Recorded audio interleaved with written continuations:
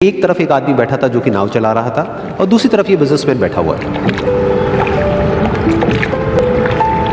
तो नाव में बैठने की थोड़ी देर बाद उस बिजनेसमैन ने उस नाव वाले से पूछा, तुझे पता है तेरी नाव में कौन बैठा है? तो नाव वाले ने बड़े ही भोलेपन से कहा हाथ जोड़ करके, नहीं साहब मुझे नहीं पता आप कौन है। तो बिजनेसमैन बोला, अरे तू अखबार नहीं पढ़ता है क्या? हर दूसरे दिन मेरी फोटो आती है अखबार में। तो नाव वाला बोला, अरे साहब मुझे कहाँ पढ़ना लिखना आता है, मैं बहुत छोटा सा था जब मेरे पिताजी गुजर गए थे, तो अपने परिवार का ध्यान रखने के लिए मैं बचपन से ही काम में लग गया और तभी मेरा स्कूल छूट गया। ये सुन करके उस बिजनेसमैन ने उसका मजाक उड़ाते हुए उसको कहा, तुझे पढ़ना लिखना तक नहीं आता है, ऐसी जिंदगी का क्या फायदा? ये सुन करके उस नाव वाले को बुरा तो लगा लेकिन उसने कुछ नहीं कहा। उसकी ये बात सुन करके उस नाव वाले को सच में लगने लगा कि मेरी जिंदगी शायद किसी काम की नहीं है। अपनी सोच की वजह से उसका नाव से ध्यान हटा और तभी नाव की टक्कर हो गई एक बड़े से पत्थर से, जिसकी वजह से नाव में पानी भरने लगा और नाव डूबने लगी।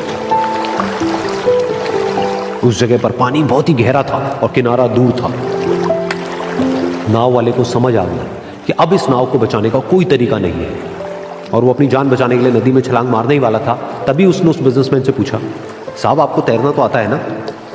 तो बिजनेसमैन घबरा करके बोला, ऐसा क्यों पूछ रहे हो, मुझे तैरना नहीं आता है। उसकी ये बात सुन करके नाव वाले को हंसी आ गई और वो बोला, अरे साहब आपको तैरना तक नहीं आता, ऐसी जिंदगी का क्या फायदा?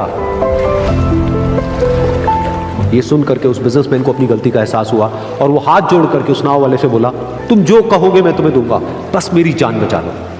तो उस नाव वाले ने बोला, अरे साहब आप घबराओ नहीं, मुझे सिर्फ तैरना नहीं आता है, मुझे डूबते हुए लोगों को बचाना भी आता है, आप मुझे कस के पकड़ लो, मैं आपको कुछ नहीं होने दूंगा।